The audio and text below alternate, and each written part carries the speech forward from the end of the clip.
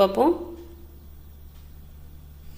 மலேரியாவானது கொசுவினால் தான் பரவுகிறது என்று நிரூபித்தவர் யாருன்னா சர் ரொனால்டோ ராஸ். ரொனால்டோ வந்து நிரூபித்திருக்காரு.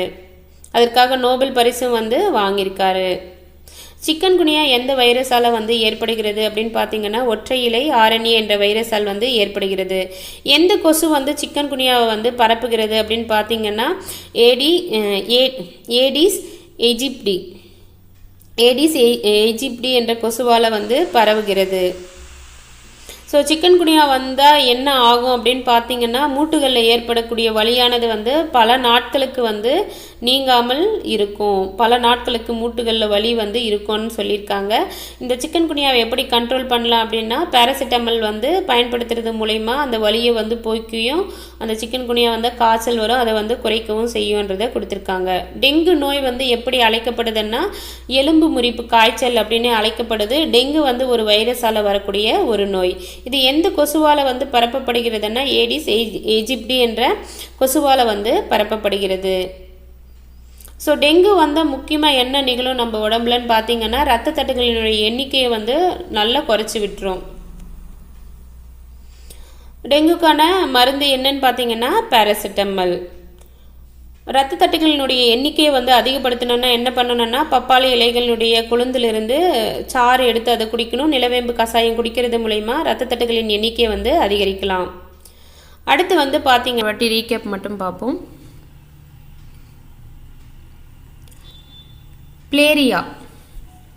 பிளேரியா வந்து எந்த புழுவால் ஏற்படுகிறதுனா உச்சரேரியா பாங்க்ராஃப்டி என்ற புழுவால் வந்து ஏற்படுகிறது. இது மனிதனுடைய உடம்புல வந்து எங்கே காணப்படுது இந்த புழு அப்படின்னு பார்த்தீங்கன்னா நிணநீர் மண்டலத்தில் காணப்படுகிறது. எந்த கொசுவால் வந்து இந்த நோய் வந்து பரவுது அப்படின்னு பார்த்தீங்கன்னா கியூலக்ஸ். நாள்பட்ட தொற்றின் இந்த புழுவினால ஏற்பட்ட நாள்பட்ட தொற்றின் முக்கிய வெளிப்பாடாக வந்து என்ன நோய் வந்து உருவாகும்னா யானைக்கால் நோய்.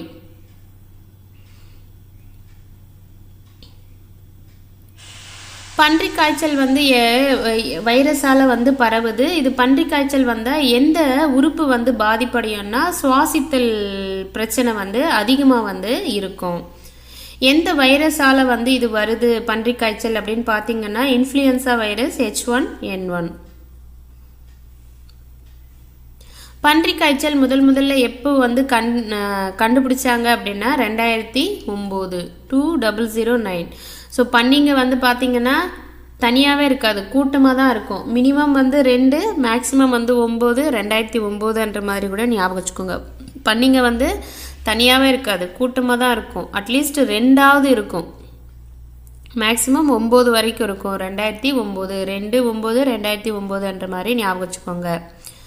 அடுத்து வந்து பார்த்தீங்கன்னா பறவைகள் மூலம் பரவும் பார்ப்போம். பரவுது அப்படின்னு பார்த்தீங்கன்னா இன்ஃப்ளூயன்சா வைரஸ் H5N1. ஸோ பறவை காய்ச்சல் வந்ததுன்னா நம்மளுடைய கண்கள் வந்து பார்த்தீங்கன்னா சிவப்பு நிறமாக மாறிடும். நம்மளுடைய கண்களில் அலர்ஜி வந்து ஏற்படும். இன்ஃப்ளூயன்சா வைரஸ் வந்து எந்த ஆண்டு தோன்றியதுன்னா இன்ஃப்ளூயன்சா வைரஸ் H5N1 வந்து எந்த ஆண்டு தோன்றியதுன்னா 1996. பாலியல் பரவுதல் நோய்கள் என்னென்னு பார்த்தீங்கன்னா மேகவெட்டை நோய், கொனேரியா, பிறப்புறுப்பில் கொப்பளம், பிறப்புறுப்பில் அக்கிகள், கிரந்தி நோய் வந்து சிபிலிஸ் அப்படின்னு சொல்கிறாங்க. எய்ட்ஸ் போன்றவையெல்லாம் பாலியல் பரவுதல் நோய்கள்.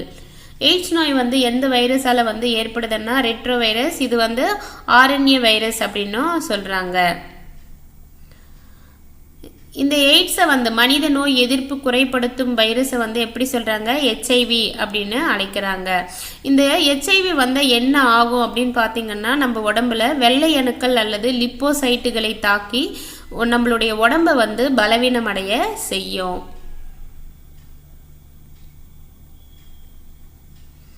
HIV நோய் முதல்ல எங்கே கண்டுபிடிச்சாங்கன்னா அமெரிக்காவில் வந்து கண்டுபிடிச்சாங்க. ஆதாரத்தோடு தெளிவாக வந்து HIV நோய் எங்கு கண்டறியப்பட்டதுன்னா இந்தியாவில், தமிழ்நாட்டில். HIV நோய்க்கு தடுப்பு மருந்தாக வந்து தாய்லாந்து வந்து எதுக்கு சோதனைக்காக கொடுத்துருக்காங்கன்னா RV144. ஹெபாடைட்டிஸ் பி அல்லது சீரம் ஹெபாடைட்டிஸ்.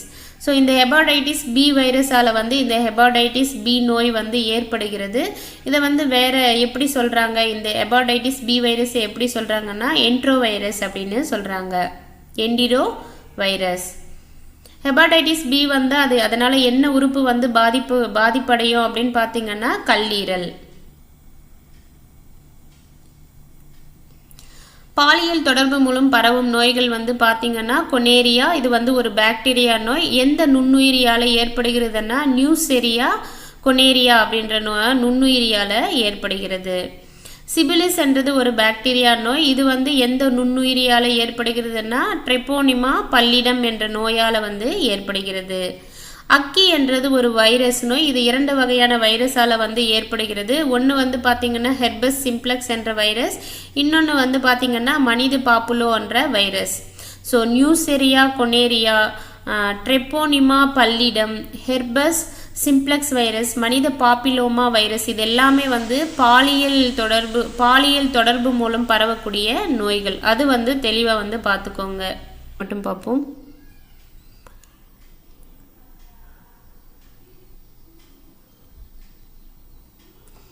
நோய் எதிர்ப்பு திறனூட்டல். ஸோ அதிலிருந்து பார்க்க போகிறோம். தடுப்பூசியை வந்து யார் வந்து கண்டுபிடிச்சாங்க, அறிமுகப்படுத்தினாங்கன்னு பார்த்தீங்கன்னா எட்வர்ட் ஜென்னர். இவர் கண்டுபிடிச்ச தடுப்பூசியால் எந்த நோயை வந்து ஒழிச்சாங்கன்னு பார்த்தீங்கன்னா பெரியம்மை. உயிருள்ள தடுப்பூசி மருந்துகள் வந்து எதுன்னு பார்த்தீங்கன்னா பிசிஜி தடுப்பூசி, வாய்வழி போலியோ சொட்டு மருந்து. கொல்லப்பட்ட தடுப்பூசி மருந்துகளுக்கு எடுத்துக்காட்டு வந்து டைஃபாய்டு தடுப்பூசி, காலரா, கக்குவான் தடுப்பூசி. லூயிஸ் பாஸ்டர் என்பவர் வந்து பார்த்தீங்கன்னா காலரா, ஆந்த்ராக்ஸ் மற்றும் பிற நோய்களுக்கு மருந்து வந்து உருவாக்கினார். காலரா, ஆந்த்ராக்ஸ் போன்ற நோய்களுக்கு மருந்தை உருவாக்கியவர் யாருன்னா லூயிஸ் பாஸ்டர்.